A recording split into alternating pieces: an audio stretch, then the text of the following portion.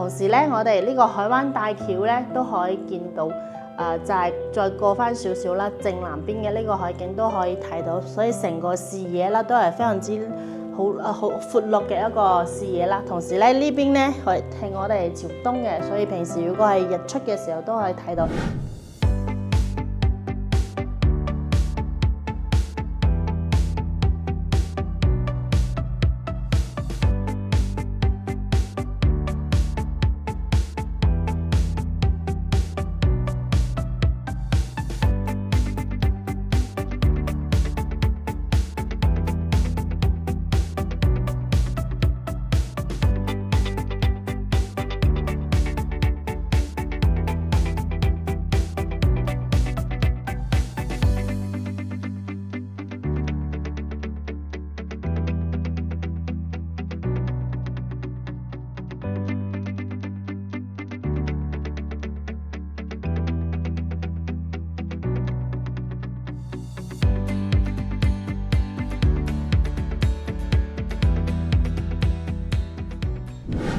Hello， 大家好啊！我係姊妹，今期呢個視頻咧係嚟到我嘅大本營合正東部灣啦，呢度分享一個65個方嘅一個圖牌海景嘅單位啦。咁我而家嘅位置咧係位於我哋2期73座呢個中層嘅一個位置啦。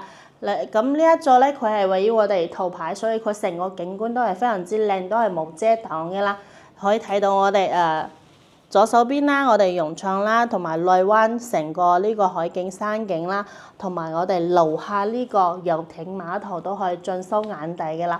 同時咧，我哋呢個海灣大橋咧都可以見到，就係再過翻少少啦，正南邊嘅呢個海景都可以睇到，所以成個視野啦都係非常之好闊落嘅一個視野啦。同時咧呢邊咧係我哋朝東嘅，所以平時如果係日出嘅時候都可以睇到。咁今日呢個天氣唔係幾好啦，而家太陽係見唔到嘅。咁我哋東部灣呢個小區最大一個亮點咧，就係佢係通燃氣嘅。咁呢個業主啦，佢都係通咗呢個燃氣表啦，同埋呢個熱水佢都係裝好咗俾我哋嘅。但係咧佢係長時間冇過嚟用過，所以到時都係需要我哋自己重新去換個新嘅。咁我哋東部灣呢度嘅入邊嘅一個廚房咧，佢係用呢個電嘅。但係如果你想要做翻呢個燃氣廚房啦，其實都係可以嘅。封翻呢個窗，咁我哋呢個位置咧做翻一個明火呢個廚房都係可以嘅。咁如果你封唔係全封嘅話，咁呢個景觀都唔會話好大嘅一個影響，係咪？成個一個露台呢個開間咧，都係有6.5米嘅一個闊度嘅啦。即係呢度打翻嗰個高爾夫球都係可以嘅啦。講笑啊！咁我哋入去睇翻呢個單位嘅情況啦。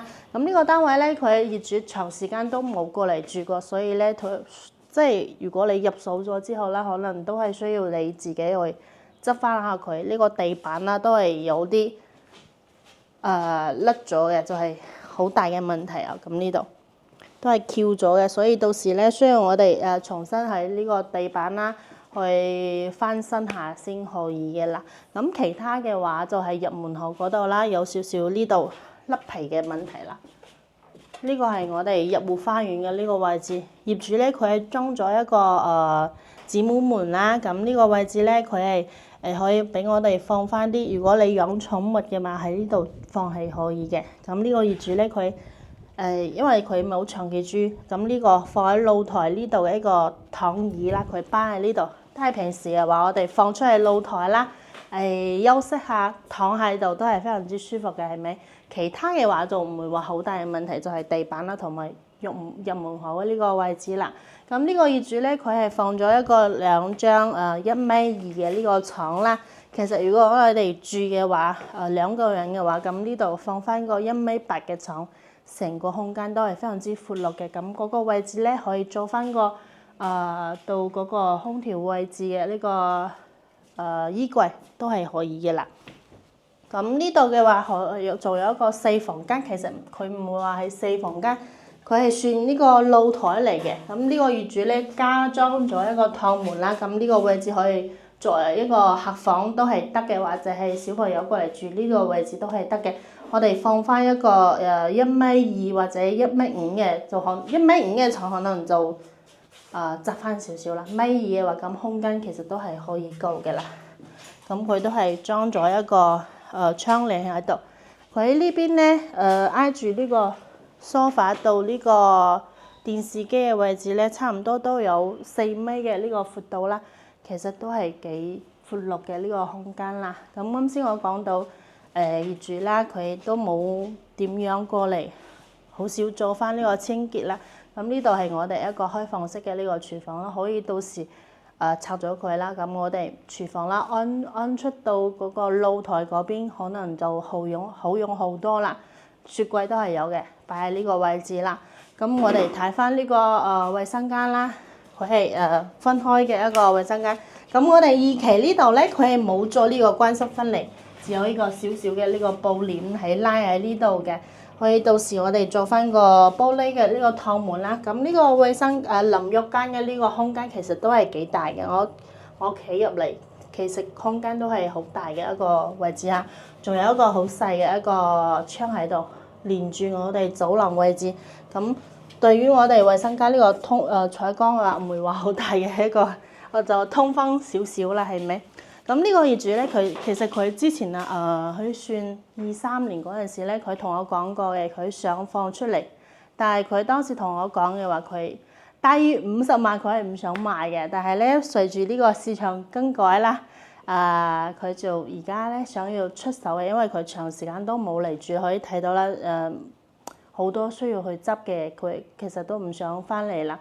但係佢而家放出嚟價嘅話，我覺得都係比呢個市場價可能稍微高少少啦。佢而家放出嚟價錢去到31萬嘅，即係如果你睇啱咗嘅話，我哋再同佢傾都係冇問題。因為佢都知道呢個房間咧都係需去好大個地方需要去執嘅啦。好啦，咁我哋呢個單位咧就分享到呢度。如果你中意我哋圖牌73座呢個景觀同埋，又想要呢個東南朝向呢個景觀啦，可以聯絡我睇翻呢個單位。好啦，咁我哋呢期視頻咧就分享到呢度啦。如果你睇咗之後咧，想要揾翻我哋合正東寶灣呢邊嘅一個頭牌海景啦，又想要睇翻我哋樓下呢個遊艇碼頭呢個景觀啦，可以聯絡我上邊嘅呢個二維碼，WeChat 或者 WhatsApp 都可以即時聯絡到我嘅啦。咁我哋呢期視頻就分享到呢度啦，下期再見啦，拜拜。